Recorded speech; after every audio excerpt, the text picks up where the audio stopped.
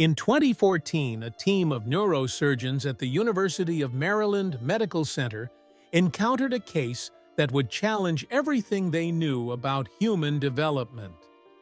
A 4-month-old infant was rushed to their care, his young life already marred by violent seizures and a rapidly enlarging head. What should have been a time of joyful milestones had become a nightmare for his parents, who watched helplessly as their son's development stalled while his skull expanded at an alarming rate.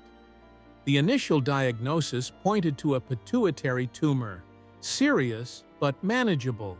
However, when surgeons opened his tiny skull and peered inside, they discovered something so bizarre it seemed ripped from the pages of a medical horror story. Nestled within the tumor was a fully formed tooth, complete with roots, crown, and enamel, growing where no tooth should ever exist. This was no ordinary growth. The tumor, identified as a mature teratoma, had somehow developed dental structures alongside brain tissue, a phenomenon so rare that only about 20 similar cases had ever been documented worldwide. Unlike typical tumors that consist of undifferentiated cells, teratomas contain fully developed tissues from other parts of the body. This particular mass had grown teeth, hair follicles, and even sweat glands within the delicate confines of the infant's brain. The tooth itself was remarkably well structured, with all the components of a normal tooth: a pulp chamber containing nerve tissue, a layer of dentin, and an outer coating of enamel.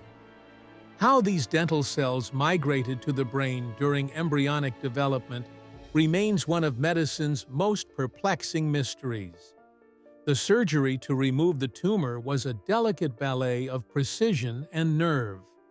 Neurosurgeons had to navigate around critical brain structures while extracting both the mass and its bizarre dental passenger. Imaging scans showed the tooth's roots extended dangerously close to the pituitary gland, the master regulator of the body's hormone system. One wrong move could have left the child with permanent endocrine dysfunction. When the tumor was finally removed and examined, pathologists were stunned by its composition. Under the microscope, they could trace the tooth's development in eerie detail, from early dental lamina to fully formed crown, all occurring in completely the wrong part of the body. What makes this case particularly chilling is the unanswered question of what might have happened had the tumor gone undetected.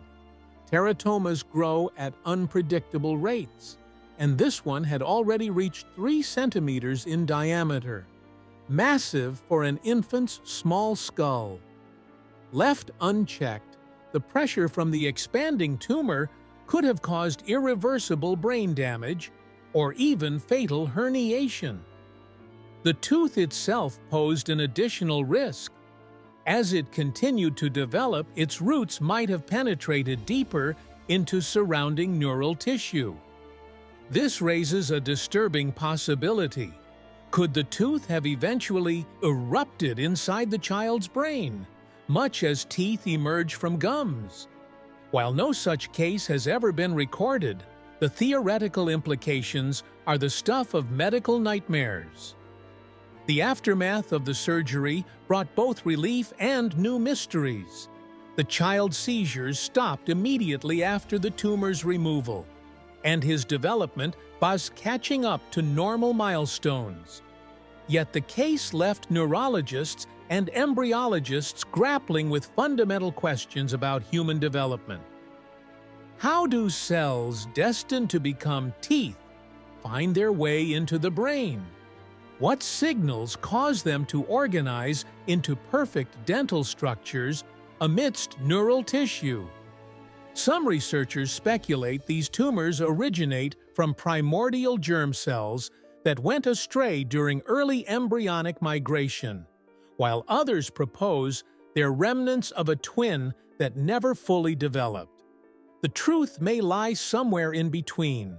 a haunting reminder that even in our age of medical advancement, the human body remains capable of astonishing aberrations. This case, later nicknamed Rapunzel teratoma by medical staff, captured global attention when published in the New England Journal of Medicine. It inspired episodes of medical dramas and even found its way into an X-Files storyline about genetic anomalies. But beyond its sensational aspects lies a profound medical lesson. The human developmental process, while remarkably precise, is not infallible. Cells can and do go rogue, sometimes with consequences that blur the line between medical reality and science fiction. For the medical team involved, it was a humbling encounter with one of nature's most unsettling capabilities, the ability to grow recognizable body parts in utterly wrong places. Today, the child at the center of this medical drama is growing up normally. His early trauma reduced to an unusual scar and an extraordinary story. His case remains a touchstone in neurosurgical circles, a reminder to doctors worldwide that sometimes the most improbable diagnoses turn out to be true.